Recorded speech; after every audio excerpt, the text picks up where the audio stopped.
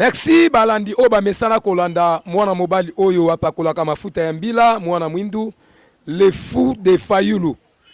Vraiment avant kokobanda na biso na kopesa longonya mingi na tata mokonzi ekolo le président Eli Martin Fayulu et longonya na ngai ya mingi lisusu na le secrétaire général de Vox Kitoko Mulenda ona mesana kobenga e coach Ibenge.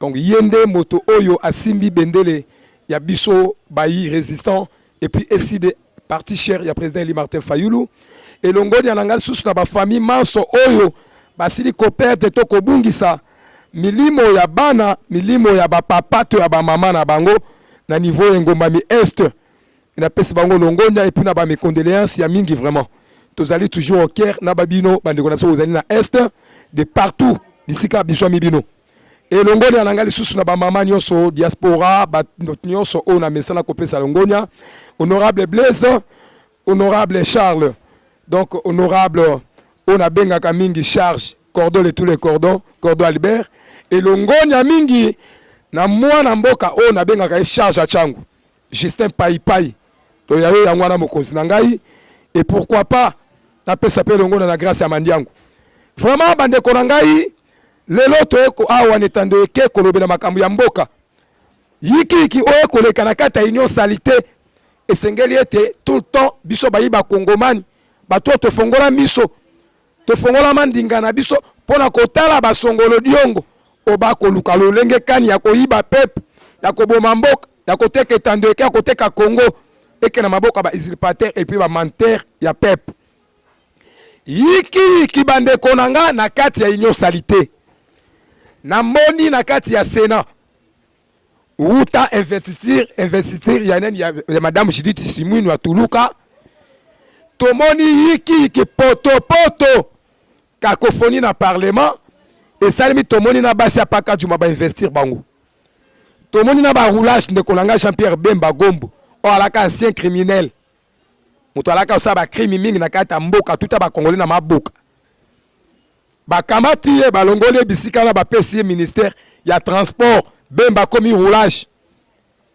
ndeko kamere moyibi ya sanju ba cheye akomi papa o ayeli biso loyauté abi na yeli bino loyauté moyibi ya 100 jours 56 millions mbongo ti lelo mona na kati recto commission yiki lelo elati tata âge à 95 ans tata âge à 95 ans alaki bureau d'âge na kati ya bureau en tant que président bureau intérimaire provisoire bureau d'âge ya Sénat na tata o ya 84 ans tata âge à ménopause wana a réclamé habité ngana kokoka kokamba ngai te bureau provisoire to bureau d'âge ya Sénat makambo mali koleka na komona bimona mona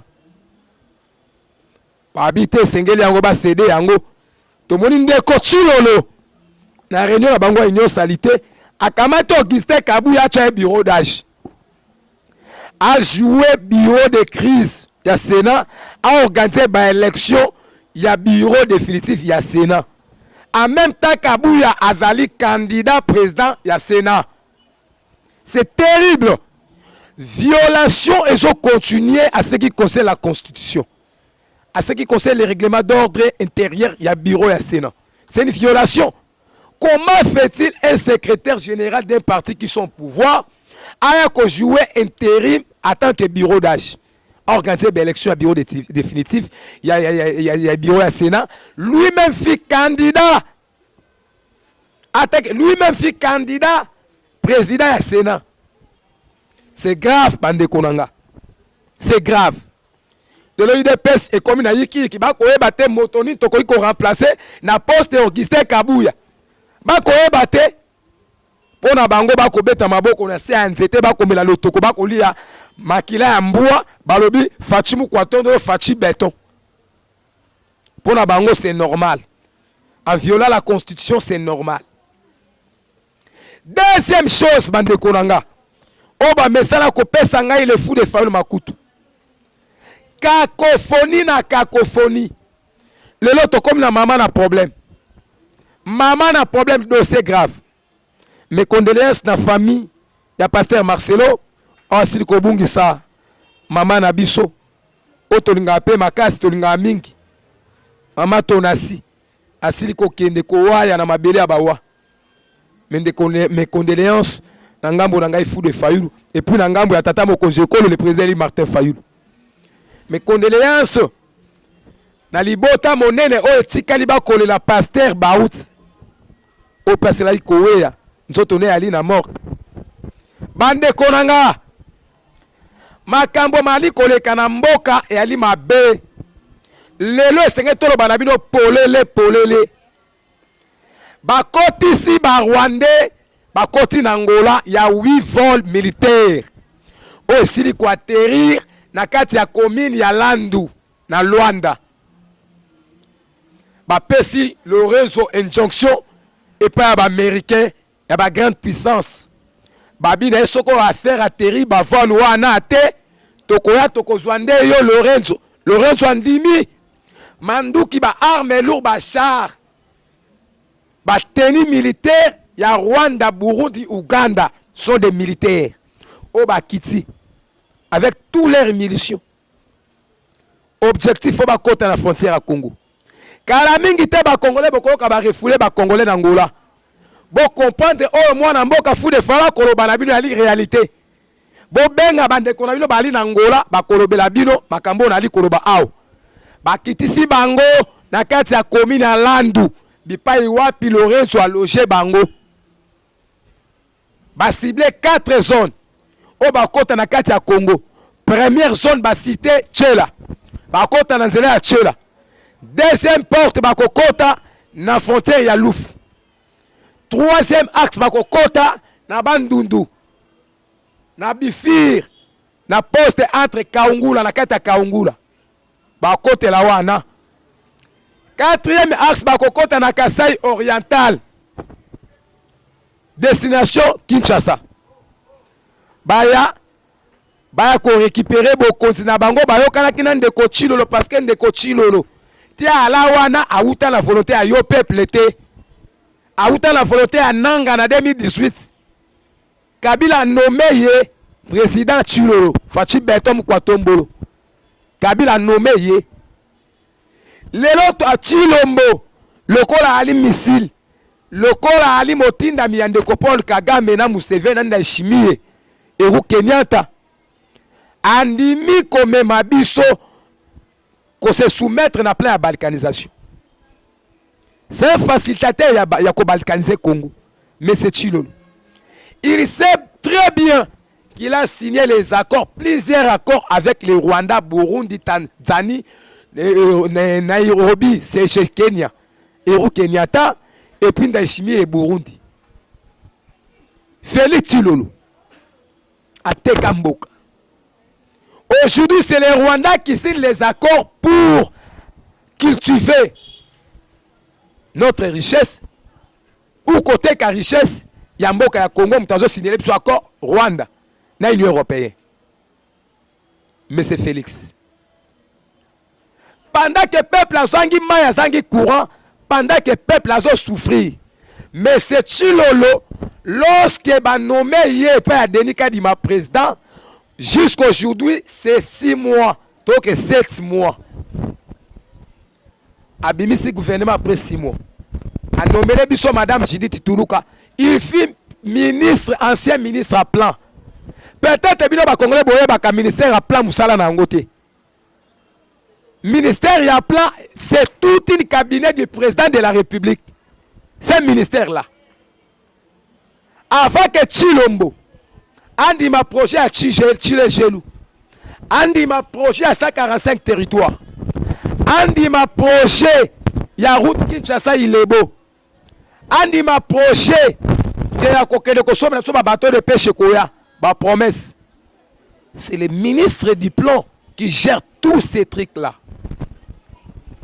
Posons-nous des questions. Qu'est-ce que Madame Judith Toulouka a fait dans ces ministères-là lorsqu'il était ministre à plan? Qu'est-ce qu'il a fait en tant que ministre à plan? Pour qu'aujourd'hui, tu aies un premier ministre en Bokaou. Et rien du tout. Zéro. Congo fan de Kimio Kota la Mboka Nenge Kota Gola. Naba menteur baba irresponsable, ba incapable, ba incompétent, ba kamati mboka ba kangi yango en otage. Aujourd'hui, Premier ministre a investi le gouvernement devant le Parlement, devant Vital Kamerhe, un homme de loyauté. Moïbi Ambongo à 100 jours. Cacophonie na cacophonie. Kamerhe na mboso bendabik. Kamerhe na kabuya bendabik. Bakotia makelele baena ba militant na bango na ba kombantaba na balcon ba koyembe la Kamerhe Moïbi. Kamerhe alobi na bango je sais je connais. Genio soboko sala wana. Boye soki boye boye milenga Kamerhe kasi boye po boye milenga Kamerhe te bozali nde ko imile République démocratique du Congo. Bande konanga cacophonie théâtre. Nini esengeli toloba? Pona nini tobengi ku investir à gouvernement yali cacophonie yali théâtre. Pona nini tobengi parlement wana ezali parlement ya ba voleur. Parce que mais c'est chilomba aussi li komema biso na élection 2023 na lolenge sengela kité amemi biso na simulacre électoral pouvoir oyo tozali ko reconnaître yango te vis-à-vis au monde. Une semaine ya vote 20 000 machines distribuées par les gens de l'Union sacrée, des différents leaders de l'Union sacrée. Même dans les différents camps militaires, il y a eu des machines à voler. Les gens votaient pour Tshisekedi. Or, Félix Tshisekedi a oublié que peuple n'a pas souverain primaire, peuple n'a pas kambi, oh, diriger Mboka lobby. Il a permis Andeko, Nandeko na biso to benga kanani. Ndeko Moïbi, Delikadima, a nommé 73%. A nommé un député pour que Félix Chilolas à la majorité dans le Parlement. Ndeko Nanga, Tomoni plusieurs fois théâtre. Seigneur a publié un résultat de député. Cour constitutionnelle à Boyi a invalidé le bique bakanga qui va me soutenir dans ma machine. Ou lié à la député bakanga dans ma machine, il y a opposition. Mais les députés, on a 82 députés qui se retrouver à l'union salité. Troisième chose, Fayoul a lobby. Tolanda yangote. Même simulacre les cas qui na présidentiel. Même si simulacre les qui na législature. Même simulacre les qui l'investisseur il y a parlement, il y a gouvernement. C'est la même simulacre électorale, ils ont continué toujours les plus amplis pour les mettre dans les chaos. Pour les mamboka dans les chaos. Peuple a causé même Félix Tshisekedi. A ko voyage à ne koto mabe azonga boy mabe depuis ba nommé président depuis après ta serment na yé qui ne le 6 mois Félix Tshisekedi a fait 17 voyages. Voyage na moko coûté 2 millions de dollars américains. 2 millions de dollars américains fois 17 voyages, c'est 34 millions de dollars américains. J'ai dit 34 millions de dollars américains consommés par des voyages inutiles. Pendant que un militaire a touché 80 dollars, pendant que policier a touché 50 dollars salaire, pendant qu'un enseignant touche moins de 250 000 francs congolais, pendant qu'un fonctionnaire a touché salaire moko misérable, critique. Aujourd'hui dans notre pays, Séminois a mené les bisous sous a mené bisous dans ma caméra ba promesse. Madame Toulouka Séminois a lobby à Kokom sa Congo allemand d'Afrique les sous. Madame Séminois a lobby à Kokot sa Kourana Maï Congo Mobimba. Madame Séminois a lobby bisous a lobby à Kokot sa Banzera Bipa et Basso. Madame Séminois a lobby bisous a Matisi Bidje.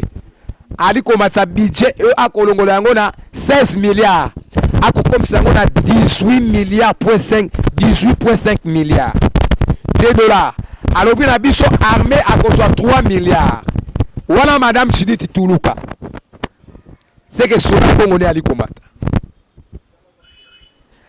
Madame Tuluka alobi na biso akotonga bopito ya minene pona bana mboka. Madame Tuluka et pesi ngai passe Madame Tuluka na présentation investisseur na ye alobi pona ye aliko kitsa dollar ekokita lobi na changer dollar na 30 000 francs congolais du dollar na ville. Awa na changu dollar et comme na 28 500. À l'époque de Joseph Kabila, un enseignant, il y a gratuité enseignement. Officiellement, il y a l'État abadé qui touché 120 000 francs. Nato ya 90. Nato ya 90. Aujourd'hui, un enseignant touche 400 000 francs. Il y a l'État dans les 3 villes. Kinshasa, Congo et Lubumbashi, 400 000 francs. D'autres provinces, un enseignant officiel, il y a l'État, a touché combien? Moins de 250 000 francs. C'est ça l'État des droits. C'est ça le peuple d'abord. Oh, Facha prometa kibiso. Facha la kaki ba soda ba policier. Policier moko ya suka. A touché 500 $. Est-ce que ba policier beaucoup touché 500 $? À la kaki un militaire va toucher combien? 700 $. Est-ce que FARDC militaire FARDC a touché 700 $? 80 $. C'est du théâtre ce qu'on voit aujourd'hui dans notre pays. On a constaté aujourd'hui il y a plusieurs crises. Dans toutes ces crises-là, il y a une seule crise où ils ont englobé Nyosowana. Où ils ont réuni tout la crise la crise sociale, la crise économique, la crise de sécurité, la crise politique, tout. C'est la crise de la légitimité. Lui-même, M. Félix n'est pas légitime. Le Parlement n'est pas légitime. Tous ces membres du gouvernement, basa légitimité. Bauti na volonté à peuple, bauti na volonté à ndeko Chilolo. Et M. Félix bauti na volonté à ndeko Denis Kadima. Ba député bauti na volonté à ndeko Denis Kadima. Il n'y a rien à attendre avec ce gouvernement, il y a Judith Tuluka. Il n'y a rien. Toyoki discours, il y a Sikate. Nyoso Chilolo la kabiso Toyoki yango. Et donc, personne n'a fou de faire le Kanda Alini. Ali koyoka Madame Tuluka. A quoi ça constant mutamba pape a boti courage. Justice on de Kochilo la elbaki na biso lobby, notre justice congolais malade. C'est-à-dire bakamati mutamba batewana, mutamba pa komi malade na mutu. A koloba ete esengeli kokanga winner, esengeli kokanga Paris foot. Avant qu'on un hôtel, il faut la sa carte de mariage. Donc ça la carte de mariage c'était moi compte hôtel réalité. Mon compte hôtel réalité. Donc et loko o mutamba mona kokanga ali hôtel. Ya ko exiger biso. Yali na sensité. Botel. Ndeko totika ko. Tokangi Tony Mwaba wana Madame Lisette na kata bureau ko beta biloko. Na kata bureau. Mais yalo bana biso kanga botel poto banda ko kende na balabala, na ba coin, na ba simanda. C'est regrettable Madame Judith Tuluka. Moi en tant que fou de force, je demanderai à Madame Tuluka de démissionner immédiatement. Immédiate. Il doit démissionner cette dame-là. Avec mon conseiller Bakobenga Ndeko Chilolo. Et Sengeli va démissionner. Ndeko Nanga. Wana mibale. Yami Sato Ndeko Kabuya, journaliste. Makambo oyo bako sala bako kasa bako kosa peuple ali mushite. Peuple ali zoba na bango lisusu te. Peuple déjà zongi conscience na zongi. Conscience à peuple zongi. Peuple soko lingi mboko etombwama. Soko lingi mboko ekende liboso. To se réunir autour d'une table. To zonga Congo ekolobo moko. Congolais monokombo moko langage bo moko. Etumba bo moko. Etumba ngo to ali ko bengana, to bengana Ndeko Chilolo o ali chombokila. Usurpateur menteur. Mais lo que pesinga sengo Kabuya Ndeko Nangai et ali nini. Donc Ndeko Chilolo banda kota la pouvoir. À la kabiso ko yela so be investisseur ba yao. investisseur au Chilolo ye na ye ana Congo ezali Jean-Claude Van Damme. Ayeli biso Jean-Claude Van Damme investisseur au Chilolo ye na ye Jean-Claude Van Damme. A ko formé ko laksa ba soda na biso karateka. Alex na box Jean-Claude Van Damme investisseur à Makasi yande ko Chilolo fati béton. Bataïda passe. Eza passe pour Nabino. Bo escroquer peuple mbongo haram. Bo lembite. Bo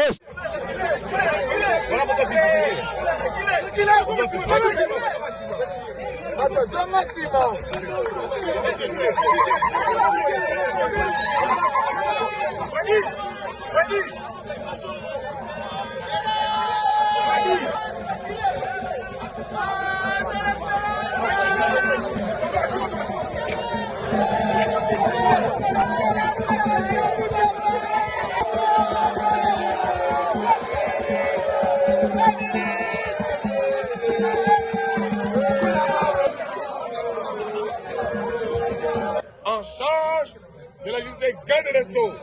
Excellence, l'équipe de garde est ravie de vous accueillir et vous rendre honneur à l'occasion de votre visite de ce jour. Le gouverneur, commissaire adjoint, Bolongo, Claude. Konanga Kabuya le peuple à comprendre cette tactique dans Bango. Avant Kabila là qui ko bloqué. Kabila a bloqué, Nanga bloqué. Mais Nanga Motonoma Kachilombo président, le là qui est rébellion. Jean-Jacques Mamba porte-parole à Jean-Pierre Bemba, le là zap na rébellion. Jimachik, ya Kabila, le là zap na rébellion. 2 au 4 il n'a pas ça, le là zap na rébellion. Tout ça, tous ces gens-là sont les membres de l'Union sacrée. Donc, quel membre est la outil dans l'opposition? Azate. Mais le long n'a mon avanti pour moi na Moïse Katumbi na koshite. Akoya ko benga Martin Fayou. Ko ça rappelle na SID. Todi ma kokende ko formaliser. Ko formaliser règlement d'ordre intérieur de l'opposition. Oh, ezala ka adopté le 4 décembre 2016. Biso ba yo opposition to rejetaka yango parce que Bemba était ataka opposé à crime na Zamba. To boyaka yango. Aujourd'hui Moïse Katumbi a memeli biso su yango. Je na ali nini? Fayou lo ya su basangana na ye. Basangana pour que ye azwa abi ma porte-parole opposition na kati ya parlement. Fayou ko ali maye alobi a rejeter yango, décidé rejeter yango. Olanda ki bien lobi. Le secrétaire général de Vox Kitoko a recadré Maloba ya Bolongete. Le secrétaire général ensemble pour les changements. A recadré na Moïse Katumbi. To rejeter yango. Parce que Katumbi kino lelo ali j'ai fabriqué, opposant fabriqué par M. Chilolo Antoine. Ils ont travaillé, ils ont partagé les chèques ensemble avec Félix pendant 5 ans. Yango to dit non. Fayou la kotika la yemoko, Fayou la kobunde tumba yemoko l'opposition, na peuple tokoza derrière yé. Pour chiter. Les lois y est constitution comme il bloqué. Là c'est maman na likambo ya ligne de Kabuya. A changé constitution. Constitution sont bloquée. Constitution comme il bloqué. Toyebisi bango na lobi na bango boy. Le col de Kochilo la mesala kotanga constitution te. Le col a Auguste Kabuya la kisaka ba communicateur na bango ida passa.